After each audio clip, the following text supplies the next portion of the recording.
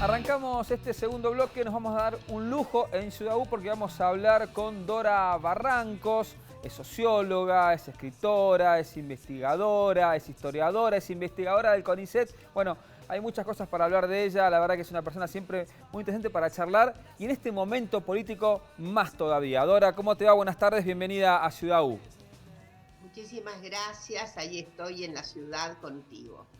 Dora, hace un año y medio, dos, en realidad estuviste en Córdoba en este canal y tuvimos una charla vinculada a Bolsonaro porque era el turno de las elecciones en Brasil, volvía Lula a presentarse y me contaste algunas cosas, porque estuviste viviendo y trabajando mucho tiempo en Brasil, de lo que pasaba cuando la gente eligió a Bolsonaro y el temor que tenías. Y yo lo quiero parangonar a eso con lo que está pasando en estas elecciones donde Javier Milei gana las PASO y tiene muchas chances en las generales. ¿Qué pasaba con esos votantes de Bolsonaro y cómo lo podemos parangonar con gente que por ahí mira con cierta simpatía estas características que muestra este candidato?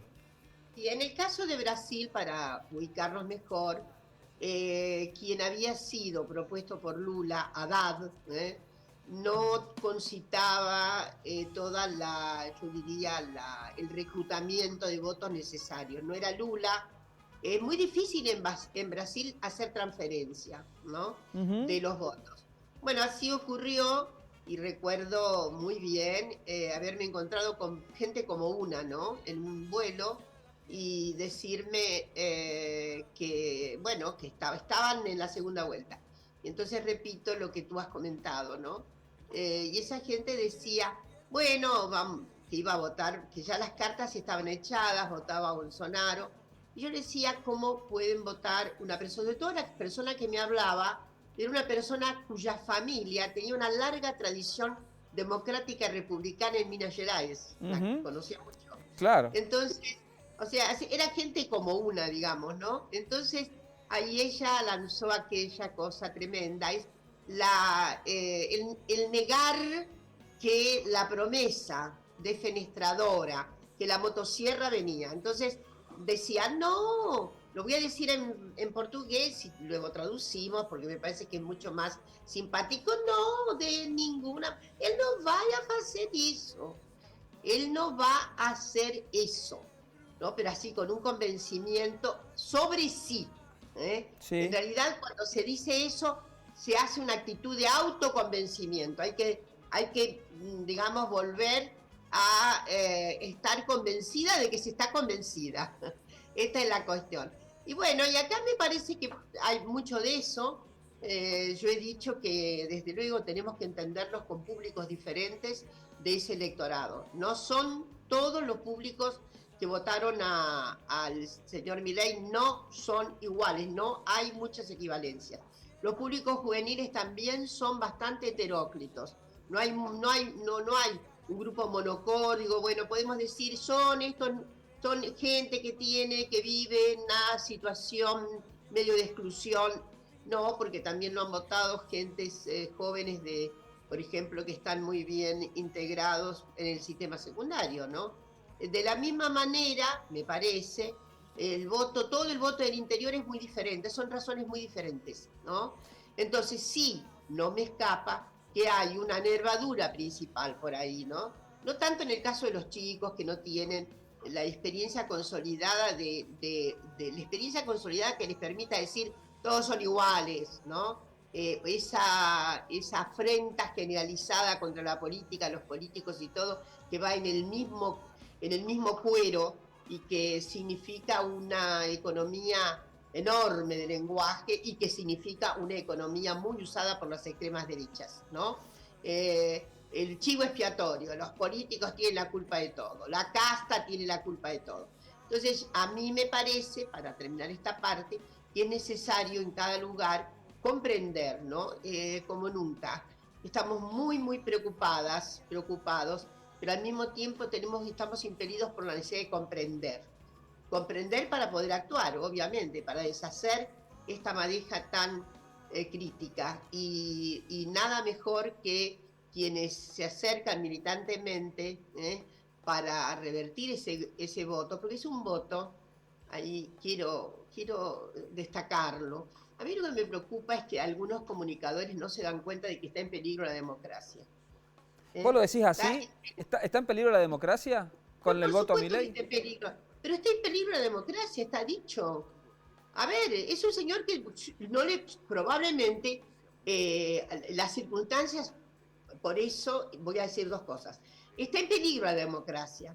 Por eso es peligrosísimo, primero, que, bueno, asuma con el voto democrático. Dos, es evidente que comenzando a hacer lo que dice que va a hacer, usando la motosierra, literalmente, como ocurre en una novela, va a venir otra circunstancia pavorosa en nuestro país, que va a ser altamente desestabilizadora. A ver, la gente se va a quedar así, como si la misma que votó va a encontrarse en dispositivo de la servidumbre voluntaria, va a aceptar que cientos y cientos de miles de personas sean excluidas, por ejemplo, de su empleo público.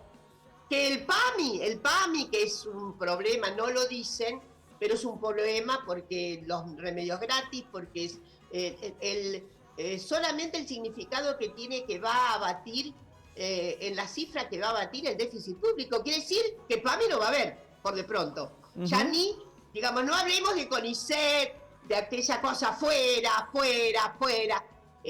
Imagino la ruptura de compromisos de sostenibilidad solamente del sistema universitario, especialmente aquel que es más novedoso. Es probable por ahí que se atiendan las grandes universidades, pero ya lo vimos en la época. La motosierra es un concepto que lleva una carga violenta, ¿no? El concepto de la motosierra. ¿Puede haber una respuesta también así violenta, tratando de entender un poco lo que nos estás diciendo? Absolutamente. Y esto es lo que me preocupa también, ¿se entiende? Porque esta película, yo la vi, como dice un dicho brasileño, y lo voy a usar. A esta película yo la vi. Al final la que muere soy yo, ¿no? Tiene mucha metáfora, pero no de tanta. El final trágico de los años 90 fue el 2001. ¿Nos acordamos? El 2001 no fue solamente cacerola, irrumpiendo y, en fin, elementos contundentes rompiendo bancos. Fueron muertos, muchos muertos. Eso es lo que quiero decir. Tenemos que ponernos en la cabeza que estas desventuras son desventuras graves. No son desventuras, este antojadizo momento acrítico, con que alguna gente se dispone a votar y por lo cual llamo mucho la atención, es gravísimo. Hay que pensar qué consecuencias se tienen. Esto es de obligación, saberlo, comprenderlo y entenderlo. Estas tremendas, estas temibles políticas llevan a lo más asiago. Y lo más asiago en la Argentina ya se sabe qué es. Dora, en un concepto que te escuché hace poco decías, hay muchos jóvenes y sobre todo varones que votan a Milei, están como imantados con esa música. ¿Cómo le hablamos a esos jóvenes? Bueno, ahí hay que persuadirse fuertemente de estrategias también situadas. Yo quiero decir que no, hay que saber distinguir la heterogeneidad. Y hemos estado estos días hablando felizmente con muchas profesoras, profesores, a ver cómo encarar con los jóvenes, con diferentes grupos de jóvenes. Hay que escucharlos mucho y sobre todo hay que proponer el debate de otros jóvenes con ellos.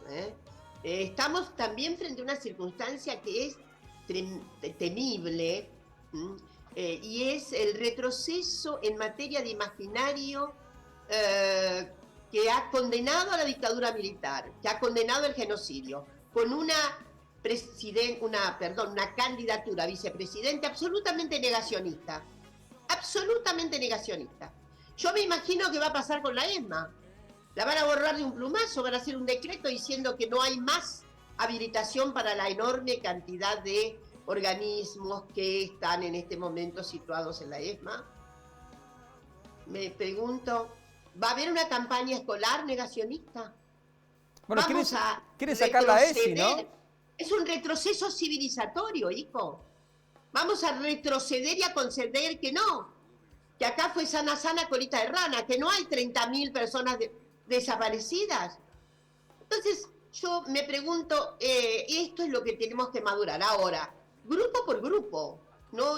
Yo, mi locución es bastante diferente si voy a hablar de a jóvenes, de sectores populares, en instituciones que están cerca de barrios populares, que para hablar con mujeres, por ejemplo, feministas que por ahí están, vaya a saber, medio confundidas, ¿no? O que son estrategias diferentes. Tenemos que usar estrategias diferentes. No hay una igual. Tampoco tengo un recetario que pueda sacar acá de la manga, porque sería absolutamente delirante. Pero sí convicción acerca del peligro. Convicción acerca del peligro. Lo que no podemos hacer es quedarnos indiferentes, Dora. Exactamente, es decir, como, a ver, porque yo veo unas actitudes que son complacientes en el sentido de inexorablemente fatales. Bueno, va a ser así. Bueno, yo alerto absolutamente para que se pongan baterías nuevas y reaccionen a la altura de las amenazas que estamos viviendo. La verdad, no dejo de pensar, por ejemplo, en Italia. En Italia la tienen a Giorgia Meloni, una mujer de extremísima derecha, fascista, militante fascista, nada de metáfora. Y bueno, es la primera ministra, 20% de los votos, pero bueno, luego el azaroso mecanismo que tienen para unir votos, etcétera, etcétera, la lleva a... Estoy sabiendo que en estos días se propone unas medidas tremendas. Es cierto que en este momento, si lo escuchamos, escuchamos el rugido de la motosierra, está un poco más moderada la voz, está morigerada, pero simplemente es porque se ve que le han aconsejado que no diga tan claramente lo que se pone a hacer, porque puede ser un problema, desde luego. Pero quiero decir algo, quien dice que va a hacer, no es metafórico, no es para eludir la posibilidad de pérdida de votos de ninguna manera. Lo hace con la íntima convicción de que lo va a hacer, lo va a hacer. Dora Barrancos, ha sido un gusto y un lujo y un aprendizaje poder charlar contigo en esta tarde aquí en Ciudad U. Bueno, muchas gracias. Y acordarse que lo que está en peligro es la vida democrática. Por mostrenca que sea nuestra vida, dentro de la democracia podemos discutir nuestros derechos, interpelar y sobre todo, efectivamente, dar vuelta a páginas que no queremos con votos. Pero insisto muchísimo en esto, está en peligro nuestra vida. Muchísimas gracias. Gracias, Dora. Bueno.